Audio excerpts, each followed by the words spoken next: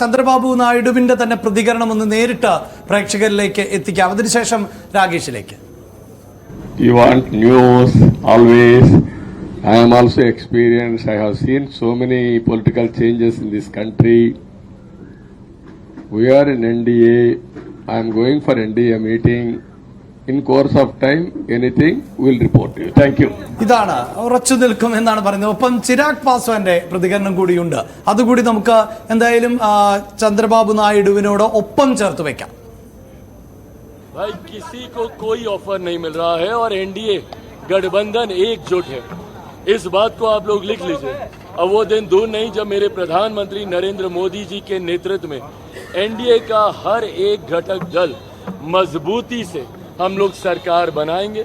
शपथ लेने की तैयारी है और ये सरकार मजबूती से अगले 5 साल मेरे प्रधानमंत्री जी के नेतृत्व में चलेगी. यूपी में कहाँ चूक हो गई?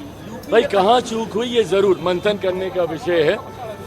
एनडीए एक साथ बैठकर जरूर इस पर चिंतन हम लोग करेंगे और 2029 के लोकसभा के चुनाव में ബിഹാർ से 40 की 40 सीटें.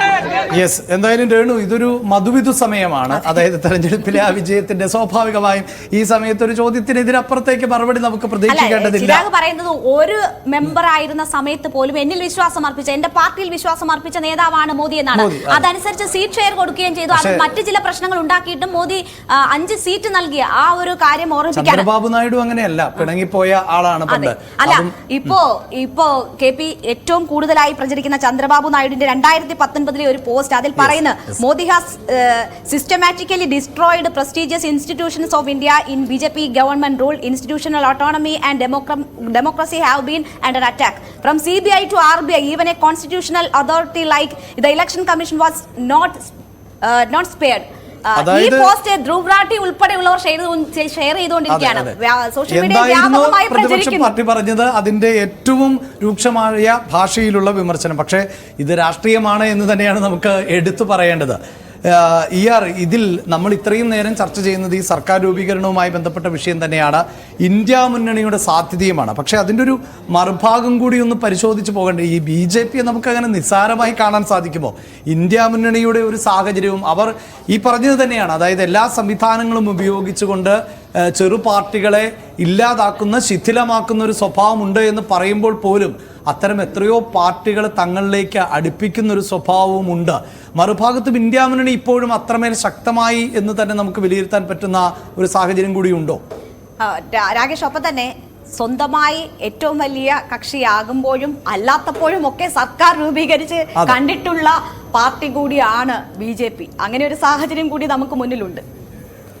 അഭിലാഷ്, സാധാരണഗതിയിൽ ഈ 240 എന്ന് പറയുന്ന ഒരു മോശം സംഖ്യയല്ല. പക്ഷേ അത് ഇപ്പോൾ ചർച്ചകൾക്ക് ഇടയാക്കുന്ന പ്രധാനപ്പെട്ട കാര്യം, കഴിഞ്ഞ 2 തവണയും BJPക്ക് കേവല ഭൂരിപക്ഷം ഉണ്ടായിരുന്നു, ഒറ്റയ്ക്ക് കേവല ഭൂരിപക്ഷം ഉണ്ടായിരുന്നു എന്നാണ്. ഇപ്പോൾ 84-ൽ രാജീവ് ഗാന്ധിയാണ് 400-ന് മുകളിൽ സീറ്റ് നേടി അധികാരത്തിൽ വരുന്നതെങ്കിൽ പിന്നീട് ഇങ്ങോട്ടുള്ള ഒരു തെരഞ്ഞെടുപ്പ് ചരിത്രം നോക്കുകയാണെങ്കിൽ ഒരു പാർട്ടിക്കും അത്രമേൽ ഒറ്റയ്ക്ക് ഭൂരിപക്ഷം ഉണ്ടായിട്ടില്ല. 91-ൽ നരസിംഹറാവുവിന്റെ നേതൃത്വത്തിൽ സർക്കാർ വരുമ്പോഴും ഒറ്റയ്ക്ക് ഭൂരിപക്ഷം ഉണ്ടായിരുന്നില്ല. അന്നും മറ്റുള്ളവരുടെ പിന്തുണയോടുകൂടിയാണ് സർക്കാർ ഭരിച്ചിട്ടുള്ളത്.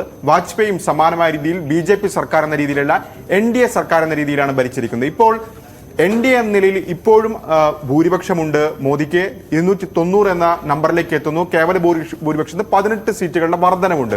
പക്ഷേ ഇവിടെ ഇപ്പോൾ ഇത്തരമൊരു ചർച്ചകൾക്ക്, അല്ലെങ്കിൽ നമ്മളിപ്പോൾ പോലും ഈ വിഷയം ചർച്ച ചെയ്യാനുള്ള പ്രധാനപ്പെട്ട കാര്യം പോലും ഈ 2 നേതാക്കളുടെ നിലപാടുകളാണ്. അതായത് TDP, JDU തുടങ്ങിയ പാർട്ടികൾ ഇതിനെ എങ്ങനെ സ്വീകരിക്കുന്നു എന്നുള്ളതാണ്. അതായത് കൃത്യമായൊരു പ്രതികരണം ഇവരുടെ ഭാഗത്തുനിന്ന് ഉണ്ടായിട്ടില്ലെന്ന് മാത്രമല്ല, പലപ്പോഴും മറുകണ്ഠം ചാടിയിട്ടുള്ള ചരിത്രം കൂടി ഈ 2 നേതാക്കൾക്കുണ്ട്. TDP നേതാവ് ചന്ദ്രബാബു നായിഡു 1ാം NDA സർക്കാരിന്റെ ഭാഗമായിരുന്നു. പക്ഷേ 2019-ൽ പ്രധാനമന്ത്രിക്കെതിരെ, NDAക്കെതിരെ പ്രചാരണം നയിക്കാൻ ഒരു പ്രതിപക്ഷ ശക്തി അല്ലെങ്കിൽ പ്രതിപക്ഷ ചേരി ഉണ്ടാക്കാൻ നേതൃത്വം വഹിച്ച നേതാവാണ് TDP. ഏതായാലും ചന്ദ്രബാബു നായിഡു അല്പം മുമ്പ് NDAക്കൊപ്പം നിൽക്കുമെന്ന് പറയുന്നു. പക്ഷേ ചില ഡിമാൻഡുകൾ അവർ വയ്ക്കുമെന്ന കാര്യത്തിൽ യാതൊരു തർക്കവുമില്ല. അതിൽ ഏറ്റവും ഒന്ന് നേരത്തെ പറഞ്ഞതുപോലെ സ്പീക്കർ പദവിയായിരിക്കും. ഒപ്പം പ്രധാനപ്പെട്ട മന്ത്രിസ്ഥാനങ്ങൾ അവർ ആവശ്യപ്പെട്ടേക്കാം. അങ്ങനെയെങ്കിൽ ഈ പദവികളുടെ ഏതെങ്കിലും വകുപ്പുകൾ കിട്ടുകയാണെങ്കിൽ പക്ഷേ ചന്ദ്രബാബു നായിഡു മകനെ മുഖ്യമന്ത്രി പദവി നൽകി കേന്ദ്രത്തിലേക്ക് വരാനുള്ള സാധ്യതയും തള്ളിക്കളയാൻ കഴിയില്ല.